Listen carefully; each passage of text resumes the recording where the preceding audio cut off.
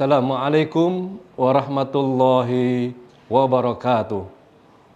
Bismillah, alhamdulillah, wassalatu wassalamu ala rasulillah wa ala alihi wa ashabihi mawalah. La haula wa la quwata illa billah, amma ba'd. Pada kesempatan kajian kita kali ini, perkenankanlah kami akan menyampaikan satu materi yang berjudul urgensi sholat dalam kehidupan seorang muslim. Dalam firman Allah Subhanahu wa ta'ala tersebut, Allah Subhanahu wa ta'ala menegaskan, A'udzubillahi minasyaitonirrajim. Bismillahirrahmanirrahim. Fawailul lil musallin. Maka kecelakaanlah bagi orang-orang yang sholat.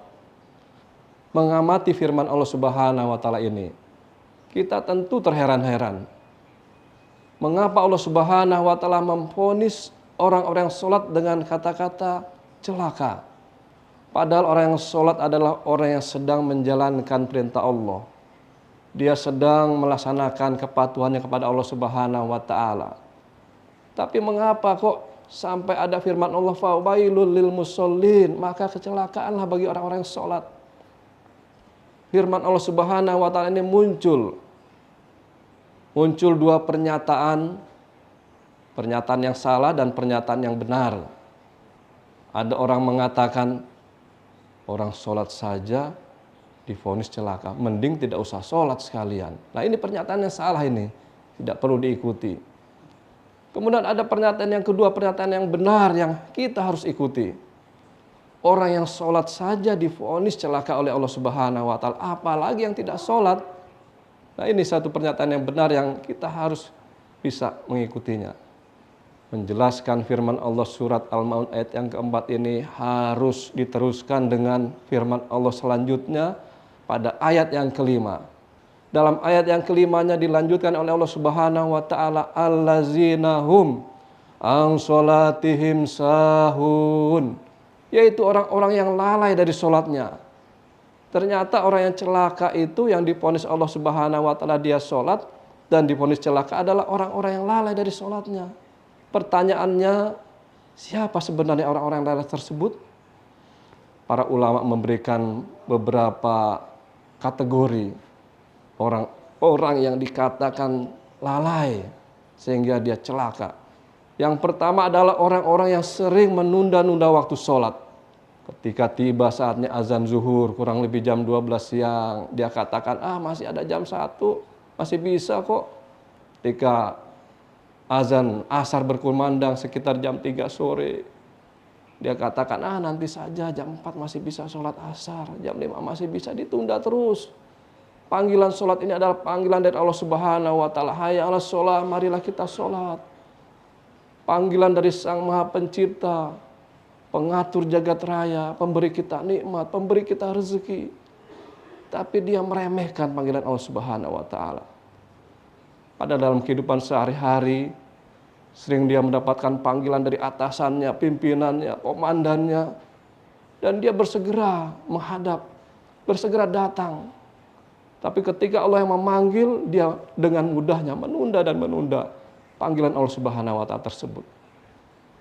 Orang-orang yang menunda-nunda waktu sholat khawatir ketika dia sedang menunda-nunda waktu sholat, datang malaikat Israel menjemput nyawanya, dan dia sangat-sangat berpotensi mati dalam keadaan su'ul khotimah. Na'udzubillah min dzalik. Oleh sebab itu, mari kita upayakan jangan sampai kita menunda-nunda panggilan Allah Subhanahu wa ta'ala.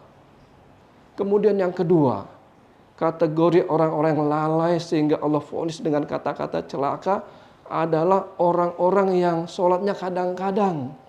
Ketika subuh dilaksanakan, zuhurnya lepas.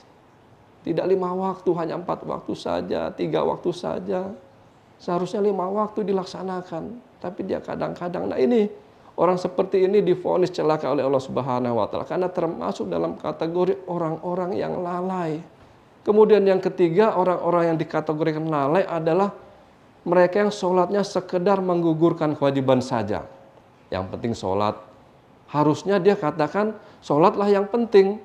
Dua pernyataan yang berbeda tapi punya makna yang sungguh perlu kita perhatikan lagi.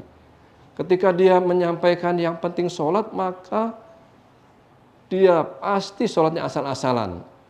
Dari wudhunya asal-asalan, gerakannya, lafaznya asal-asalan, tidak dilaksanakan dengan optimal. Dia harus katakan seharusnya sholat yang penting, maka dia pasti akan optimal melaksanakannya. Kita optimalkan karena sholatlah yang pertama kali nanti dihisab oleh Allah Subhanahu wa Ta'ala di dunia kiamat nanti. Awwalu ma yuhasabu bil abdu yaumal qiyamati as-shalah. Iza sholat sairu amalih wa in fasadat sairu amalih. Yang pertama nanti dihisab oleh Allah Subhanahu wa Ta'ala di yaumil kiamat dalam masalah sholat. Apabila sholatnya baik, maka Allah anggap seluruh amal ibadahnya baik. Tapi kalau sholatnya buruk, amburadul, hancur lebur, maka Allah anggap seluruh amal ibadahnya pun hancur lebur. Walaupun dia hajinya berkali-kali, infak sodakohnya miliaran rupiah, tapi sholatnya tidak karuan.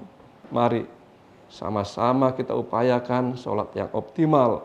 5 waktu, tepat waktu, berjamaah, kita fahami makna bacaan sholat, dan kita realisasikan nilai-nilai sholat dalam kehidupan sehari-hari. Kita mudah-mudahan kita diberikan kekuatan, diberikan kemampuan oleh Allah Subhanahu wa Ta'ala untuk bisa melaksanakan dengan optimal sholat yang 5 waktu.